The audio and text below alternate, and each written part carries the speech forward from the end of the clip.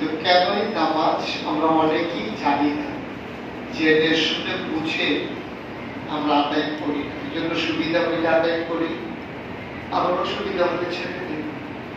কারণ কেন আমি তো জানি না, কেনটা জানলে সুবিধা কি, যত অসুবিধা হোক আপনি আর সামনে। আপনি যদি জানেন যে না খাইলে আপনি মরে যাবেন, তো মানুষ তো চুরি করেও খায়, যেহেতু সে না খাইলে মরে যাবে, সে জানে সে না খাইলে বাঁচবে না, মরে যাবে, এই জন্য সে খাবার না খাইলে চুরি করে, ডাকাতি করে, সুদ খায়, ঘুষ খায়, মদ খায়, নানান ভাবে খাইতেই হবে না, এটা থেকে সে করে না। আজকে আপনাদের মাঝে আমাকে টেনে টেনে যিনি হাজির করেছেন আপনাদেরই সন্তান। আপনারা হয়তো বুঝেন না এই মানুষটা কেমন মানুষ, না? আপনারা চিনেছেন ওই যে রাস্তার উত্তর পাশে বাড়ি, এই বাড়ির একটা ছেলে ঢাকা থাকে।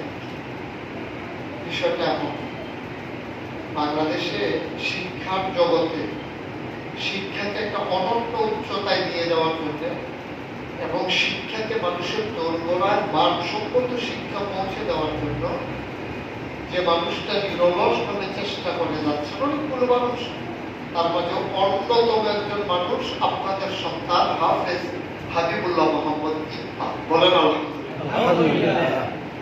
মাটি ধন্য হয়েছে, এমন এক সন্তানকে ধারণ করতে পেরেছে। এই জনপদ ধন্য হয়েছে যে আপনারা তার অধিবাসী প্রতিবেশী এবং আপনারা তাদের মুরব্বী, আপনারা ওনাকে আদর করে দিন দিন করে বড় করেছেন। না, আপনাদেরই অহংকার, আপনাদেরই গর্ব।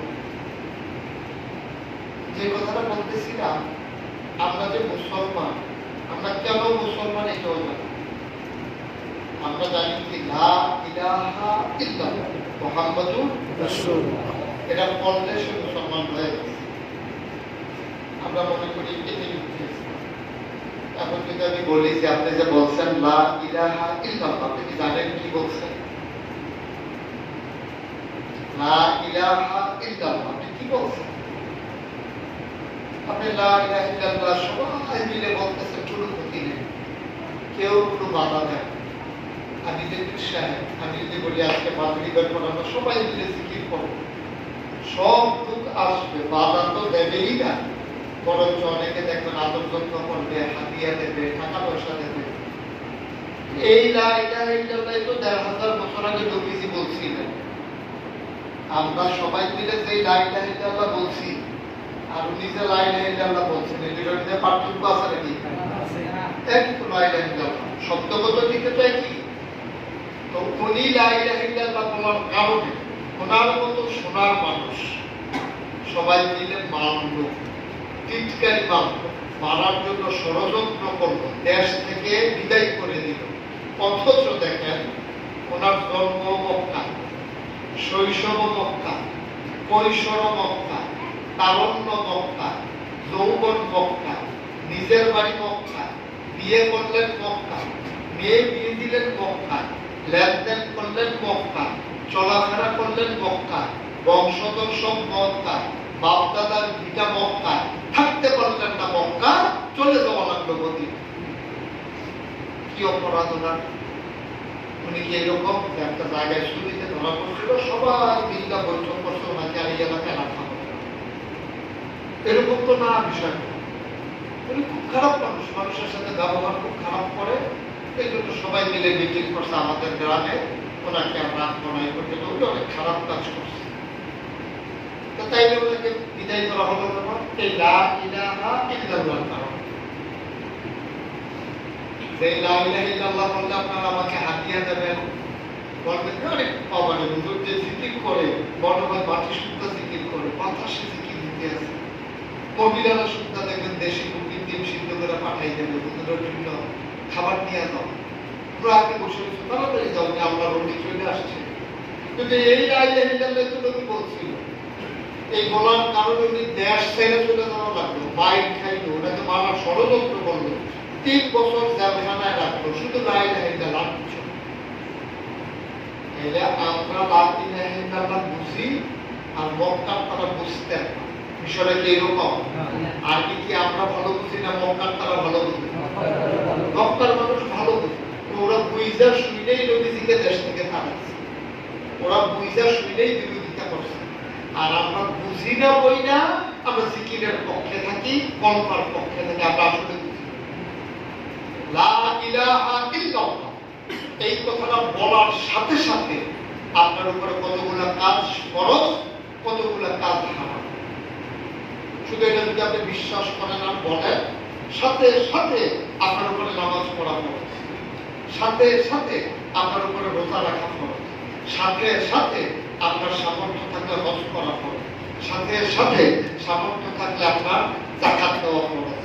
আবার এই লা ইলাহা ইল্লাল্লাহ এটা বলার কারণে সাথে সাথে সুদ খাওয়া আপনার জন্য হারাম, ঘুষ খাওয়া আপনার জন্য হারাম, মদ খাওয়া আপনার জন্য হারাম, অন্যের সম্পদ লুণ্ঠন করা আপনার জন্য হারাম, অন্যের ইজ্জত আপনি ছিনিয়ে নেওয়া হারাম, অন্যের উপরে অন্যায়ভাবে আঘাত করা আপনার উপরে হারাম। এই যে ওরা বুঝে ফেলছে। তৎকালীন যারা ছিল মক্কায়, নবীজি বলছেন যখন ওরা কুলু লা ইলাহা ইল্লাল্লাহ, তোমরা সবাই বলো লা ইলাহা ইল্লাল্লাহ, তাইলে কি হবে? তুফলিহু, তোমরা সবাই সফল কাম হবে। ওরা তো বললই না, বরং তারা বিরোধিতা করলো। আর আমার দেশে বললে মানুষ আতঙ্ক পায়। এই বুঝে গেল আমাদের দেশে যারা পীর সাহেব, বড় আলেম, তারা হলো নবীর চাইতে অনেক ভালো মানুষ। সব জায়গায় কিছু থাকা যায়। আর আপনারা যদি হইল আপনার আত্মা ওটা বেয়াদব কথা বলে যে আমার আত্মা হবে নবী আমার শাসা, তবে লাভ দিয়ে উঠবে। আমি যে বললাম নবীর চাইতে ওরা ভালো মানুষ, ওরা লাভ দিয়ে উঠবেন না, অসম্ভব। ওরা কি নবীর চাইতে ভালো মানুষ? না। জুলে বলতে হবে না, নবীর উপরে কথা আসতেছে, আপনি চুপ করে বসে রয়েছেন, মনের জন্য হইতো ওরা নবীর চাইতে ভালো মানুষ হইতেও পায়, আপনার চুপ করতে এই বুঝা যেতেছে। তৎকালীন জমানায় নবীর যারা বিরোধিতা করলো, তারা বুঝা শুনে বিরোধিতা করছে। এখনকার যত পীর মাসায় খান খানকায় জিকির হয়, তাসবিহ তাহলিল হয়, পিসাব হেঁটে গেলে পিছনে মুড়ি থাকে, আদর করে মুরগি জন্য করে খাওয়ায়, কত আদর যত্ন করে হুজুর আসছে। ইকবাল ভাই আমাদের বলতেছে না, আমাদের কি ভাগ্য উনি চলে আসছে, উনি বলতেছে না, তো মনে করতেছে আমি এমন একজন মানুষ যে আমি আসা নাই, একটা বিরাট ব্যাপার। তাহলে মক্কার মানুষগুলো চাইতে, নবীর চাইতে আমি কি বড় মানুষ? না। আমার মাথা মানে মুখে পায়, উনি কি বড় মানুষ? আমি কি বড় মানুষ? না। নবী তো যার সাথে কোনো তুলনা চলে। এই রোদের ভিতরে নবী যখন হাইটা যাইতেন, আমরা তো সাথী তালাশ করি, নবীর ছাতা লাগে নাই, একটা ব্যাগের টুকরা নবীর মাথার উপরে ছায়া দিয়ে দিয়ে দেয়। নবী যখন হাঁটতেন মরুভূমির উপর দিয়ে, পায়ের নিচে যখন এবড়ো থেবড়ো কোনা বেরোবা পাথর পড়তো, তাহলে আমরা কি বলতাম, প্রচন্ড ব্যথা। কিন্তু সবাই দেখতো যে নবী পাথরের উপর দিয়ে হেঁটে যায়, ব্যথা পায়। আরে আসল তার বা ওরা কি ব্যথা ব্যথা নাই গেছে, পেছনে পেছনে দৌড়াই একজন পাথর দিয়ে দেখে নবীর পায়ের নিচে পাথর পড়ার কারণে নবীর কদমের সম্মানে ওই পাথরটা তুলার মতো নরম হয়ে গেছে। এই নবী লা ইলাহা ইল্লাল্লাহ বলল, বলার কারণে ওরা মারলো, টিটকারি মারলো, মস্কারা করলো, জিনে দর্শে বললো, জাদুঘর বললো, জেলখানায় দিল, শেষ পর্যন্ত নিজের পিতা ভাগি আত্মীয় স্বজন সবার থেকে আলাদা করে মদিনা পাঠিয়ে। আর আমরা লা ইলাহা ইল্লাল্লাহ বললে আদর করে, যত্ন করে। আমরা নবীর থেকে ভালো মানুষ না, ভালো মানুষ না। উনি যে নিয়ে বলছিল, আমাদের নিয়ে বলি, উনি বলার কারণে এত ঝামেলা, আর আপনার বলার কারণে এত মশামাস, যত্ন, আদর, হাদিয়া।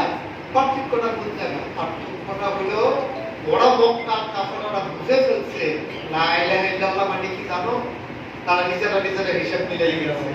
লা ইলাহা ইল্লাল্লাহ মানে হচ্ছে লা মাবুদা ইল্লাল্লাহ। উনি কিন্তু শুধু বলছে লা ইলাহা ইল্লাল্লাহ। আবু জেহেল বুঝাইতেছে তার অনুসারী ভক্ত মুরিদ যারা, বললেন খুব সুন্দর, তো লা ইলাহা ইল্লাল্লাহ পড়বা না। কয় কেন পড়বো না? লা ইলাহা ইল্লাল্লাহ মানে কি জানো? লা ইলাহা ইল্লাল্লাহ মানে হচ্ছে আমরা যে 360 দেবদেবীর পূজা করতাম, আজকে থেকে সেই পূজা বন্ধ। সবাই চিৎকার করবে, অসম্ভব, পূজা আমাদের করতেই হবে। লা ইলাহা ইল্লাল্লাহ মানে আবু জেহেল তো লা ইলাহা ইল্লাল্লাহ মানে কি বুঝছো? তোমরা আমাদের নেতা মানো না, আমি কিন্তু নেতা না। আবু লাহাব লা ইলাহা ইল্লাল্লাহ বুঝছো? আমার থেকে যে টাকা নিয়ে সুদে তোমরা উপকার পাইতা, সুদ খাওয়াবো। এখন সুদখোরের সুদ বন্ধ, নেতা নেতাগিরি বন্ধ, দেবদেবীর পূজা বন্ধ। এখন পূজা যারা দেয় তাদেরকে আমাদের দেশে বলে ব্রাহ্মণ, পুরোহিত। তো পুরোহিতের কাছে আপনি গেছেন, আমার ছেলের অসুখ, আমার ছেলের পক্ষ থেকে একটা পূজা দিতেছেন। তো উনি বলছে একটা কলার ছড়ি লাগবে, 5 কেজি দুধ লাগবে, একটা ধুতি লাগবে, নতুন একটা গামছা লাগবে, মানে ওনার যা যা দরকার সবগুলো পূজায় দরকার নাই, ওনার দরকার। ওনার কলা শেষ হয়ে গেছে, ওনার দুধ শেষ হয়ে গেছে, ওনার লুঙ্গি নেয়, ওনার বউয়ের শাড়ি নেয়। আমরা ওকে বুদ্ধি করিয়া বলতেছে পূজা দিতে গেলে একটা শাড়ি লাগবে, একটা গামছা লাগবে, নতুন একটা লুঙ্গি লাগবে, তারপরে গিয়ে একটা কলস লাগবে, তারপরে 1 ফোনা 1 ছড়ি কলা লাগবে, 5 কেজি দুধ লাগবে, একটা খাসি লাগবে। খাসি তো না, পাটা যেটা বলে আর কি, এটা লাগবে, তাইলে পূজা দেওয়া হবে। কারণ এখন যখন নবীজি বলছে লা ইলাহা ইল্লাল্লাহ, তখন কি পূজা আছে? বাবা তোমার পূজা আছে? পূজা না থাকলে খাসি আছে? ধুতি আছে? গামছা আছে? তো ওই যারা ধর্মের পূজারী, পূজা দিত যারা, তারা কারেক্ট পাবায় লা ইলাহা ইল্লাল্লাহ মানে আমার কাবাই পূজা শেষ। এখন বাংলাদেশে মনে করে লা ইলাহা ইল্লাল্লাহ মানে ফিরসাবের ফিরানি শেষ, মুড়ি শেষ। এই জন্য দেখবেন অনেক ফিরসা লা ইলাহা ইল্লাল্লাহ মুখে কয় কিন্তু অন্তরে বিশ্বাস করে না, কাজ করে শয়তানের। ঠিক কিনা কন? ঠিক। ফিরসা জিকির করতেছে লা ইলাহা ইল্লাল্লাহ, লা ইলাহা ইল্লাল্লাহ, কিন্তু দেখা গেছে যে ফিরসা জিকির করতে আছে কিন্তু ফির সাহেবের মুড়ি শুনে, ফির সাহেবের মুড়ি বক্তা, ফির সাহেবের পর্দা ফুসিটা না, হালাল নাই হারাম, হাদিয়া বন্ধ হয়ে যাবে যদি আসল কথা বলে। এই জন্য আমরা লা ইলাহা ইল্লাল্লাহ জিকির করি কিন্তু মনে প্রাণে বিশ্বাস করে লা ইলাহা ইল্লাল্লাহ যা চাই আমরা তা করি না, আমাদের কথায় কিছু আসেও না যায়। ঠিক। আমি উস্তাদ হয়ে যে 1 কোটি বার বলি যদি লা ইলাহা ইল্লাল্লাহ, সুদ বন্ধ হবে না, ঘুষ বন্ধ হবে না, মদ বন্ধ হবে না, কিন্তু নবী যখন একবার বলছে লা ইলাহা ইল্লাল্লাহ, সাথে সাথে দেবদেবীর পূজা বন্ধ, নেতাগিরি বন্ধ, ওই এই ধর্মীয় যারা পুরোহিত তাদের পূজা বন্ধ, খাওয়া বন্ধ, দাওয়া বন্ধ, সব বন্ধ হইয়া লা ইলাহা ইল্লাল্লাহ, আল্লাহ ছাড়া কোনো ইলাহ নাই, আল্লাহ ছাড়া কোনো মাহবুদ নাই, আল্লাহ ছাড়া কোনো মাশুক নাই, আল্লাহ ছাড়া কোনো মওজুদ নাই, আল্লাহ ছাড়া কোনো মাকসুদ নাই, লা ইলাহা ইল্লাল্লাহ, আল্লাহই রব, আল্লাহই সব। শেষ। আর আজকে যারা এখানে আছেন, আপনি যদি বলেন হুজুর আমরা এই কয়জনে বুঝছি কি হবে, না বুঝছি কি হবে, তো নবীজি যখন বুঝাইতেছে তখন নবীর মতো বুঝাই না, শ্রোতাও না। আবু বকর সিদ্দিক, আপনারা তো আমি যে বুঝাই না, আমার থেকে আমার সামনে তো শ্রোতাও নেই। আজকে আপনি বলতে চান, সিদ্ধান্ত নেন, আর এত দিকে বুঝছি লা ইলাহা ইল্লাল্লাহ কার। লা ইলাহা ইল্লাল্লাহ মানে হচ্ছে আমরা বিধান মানব না, আল্লাহ। মানুষের মন করা কোনো মতবাদ মানা যাবে না। সিটার বাটপার সুদখোর ঘুষখোর মদখোর এমন লোককে নেতা বানানো যাবে না। সে যদি ইচ্ছা করে হয়ে যাবে, কিন্তু আমার বুঝে না, আমার ভোটে কোনো সুদখোর নেতা হইতে পারে না। আমি মুসলমান, আমার ভোটে কোনো চাঁদাবাজ এই নেতা হইতে পারে না, আমার ভোটে কোনো সন্ত্রাসী নেতা হইতে পারে না। আচ্ছা যদি হয়, এটা হুজুর মনে করলেন দিলাম হইল, লস কি? লস আছে তো। উনি চুরি করে যেই গোনা পাবে, মনে করেন 500 গোনা পাইছে, আপনি চাওয়াও লাগবে না, অটোমেটিক আপনি দেখবেন আমার নামায় 500 গোনা আছে। আপনি দরখাস্ত দেওয়া লাগবে যে ভাই আমাকে কিছু গোনা দিয়ে, এটা বলা লাগবে না। ওই যে ভোট দিচ্ছেন, যে ওই সিটার নেতা বানাইছেন, সুদখোর যে নেতা বানাইছেন, ঘুষখোর যে নেতা বানাইছেন, তো সে চুরি করছে কার ভোট পাইয়া? আমার ভোট পাইয়া। লোকের যেই ভাগ ডুলার আবুলদারও সেই ভাগ। আপনার ভোটে সে নেতা হয়েছে, হ্যাঁ 500 গোনা পাইলে আপনি 250 পাবেন, তার জন্য আপনি ফিটাফিটি করা লাগবে না, তার বাইককে বৈশাখ থাকা লাগবে না, বলে তুলতে দেখবেন 250 গোনা আছে। গমটা পাইতে পারে কিন্তু গোনার বাক্সে পাইবেন, এটা লেখ খেলা, কোন শব্দ হবে। এখন যদি কঞ্চে বুঝুন এটাই তো সুবিধা, ঘরে বসে গোনা পাইলাম, গোনা না করে খারাপ কি? তাই কি করে এটা নতুন করে ভোট দিতে, যে চুরি করে, যে ডাকাতি করে, যে সন্ত্রাস করে, যে আল্লাহর জমিনে আল্লাহর দিন চায় না, এমন সিটার পাটপাটে নিয়ে নিয়ে এমপি বানাই দিবেন, মন্ত্রী বানাই দিবেন, দেখবেন যে আমল নামায় শুধু গোনা গোনা গোনা কেয়ামত হয়ে গেছে। এখন যারা যারা গোনা পাইতে চান কম পরিশ্রম, শুধু ভোটের দিন গিয়ে একটা ভোটটা দিয়ে দেবেন, একেবারে কোনো পরিশ্রম নেই, শুধু আমল নামায় গোনা গোনা পাইবেন। আপনি চিন্তাই করে দেবেন এত গোনা করলাম কমে, আপনি টেনশনে করে যাবেন ওই গোনা করছেন ভোটের দিন সকালে। তাহলে আপনার সিদ্ধান্ত, আপনি কি করবেন? আল্লাহর বিধান মানতে গিয়ে যদি দুপুরবেলা কাজ ফালাইয়া রোদের ভিতরে পুইরা আবার যে এখন কাদা মুক্ত জমিনে নামবেন শুধু 5 ওয়াক্ত নামাজটা ঠিক রাখার জন্য যদি এত কষ্ট করলেন, আল্লাহর বিধান মানার জন্য, যে আল্লাহ বলছেন আকিমুস সালাত, এই আল্লাহ বলছেন আকিমুদ্দিন, তোমরা নামাজ কায়েম করো। এই জন্য কত আয়োজন, ওই যে ওনার আম্মা মসজিদের জায়গা দিছে, সামনে এসে লুকাইয়া লুকাইয়া পর্যন্ত কইরা গাছ লাগাইছে। তারপরে এই যে আপনারা নামাজ পড়তেছেন, মসজিদ করছেন, কেউ ফ্যান দিচ্ছেন, কেউ ইট দিচ্ছেন, কেউ সিমেন্ট দিচ্ছেন, এরপরে আবার কেউ মুয়াজ্জিন রাখছেন, মুয়াজ্জিনের বেতন দিচ্ছেন, মাইক লাগাইছেন, কত আয়োজন নামাজের জন্য। কারণ কি? আকিমুস সালাত, আল্লাহ বলছেন নামাজ কায়েম করা লাগবে। তো মসজিদটা হইলে করবো কেমনে, ফ্যানটা হইলে থাকবো কেমনে, পাখাটা হইলে সেজদা দিব কেমনে, মুয়াজ্জিনটা হইলে আযান দেবে কে? তাহলে সব যদি আল্লাহর সন্তুষ্টির জন্য নামাজের জন্য কইরা থাকেন, তাহলে এই আল্লাহই তো বলছে আকিমুদ্দিন, তোমরা দিন কায়েম করো। নামাজ কায়েম করার জন্য এত আয়োজন, দিন কায়েম করার জন্য কি আয়োজন? আয়োজন তো নাই, বরঞ্চ দিনকে ধ্বংস করার জন্য উল্টা আগের থেকে 500 টাকা খাইয়া আপনি ভোট দিয়ে এসে বাদ পান। মানুষের মাথা বিক্রি, এই গরুর মাথা বিক্রি হয় 5,000 টাকা, বড় গরুর মাথা কষাই দোকানে বিক্রি হয় 5,000 টাকা। আর আমরা যারা মানুষ আশরাফুল মাখলুকা, নির্বাচনের আগের থেকে আমাদের মাথা বিক্রি হয় 500 টাকা। ছাগলের দামও নাই, আপনার একটা গরুর দামও নাই। এই যে চাষগুলো বুঝে হুই হুই করে কিচ্ছু নাই, আওয়াজ আমার এক কাপ চা 500 টাকা। আপনার মতো মানুষকে আপনি বিক্রি করে দিলেন, আপনার মতো মানুষকে বিক্রি করে দিলেন। আসুন বুঝে শুনে নামাজ পড়ি। তাহলে আমরা নামাজ পড়বো কেন? আল্লাহর জন্য। আল্লাহ ফরজ করে দিয়েছেন, আল্লাহ খুশি হইলেও না হইলেও আমি পড়বো, যেহেতু আল্লাহ ফরজ করে দিয়েছেন। আল্লাহ করে রাগ হয়েছে আমি নামাজ পড়ার কারণে, তো আল্লাহ ফরজ না, তার কিন্তু সাজা দেবো না, আমি করবই। কারণ আমি মুসলমান হিসাবে আমার উপরে ফরজ, ফরজ মানে অবশ্য কর্তব্য, হয় জীবন নাইলে ফরজ, এটার নামে তো ফরজ। হয় বাচ্চা থাকলে এলে করে যাবো, আর বাচ্চা থাকতে হলে নামাজ নিয়েই বাঁচবো, বাচ্চা থাকতে হলে ইসলাম নিয়েই বাঁচবো।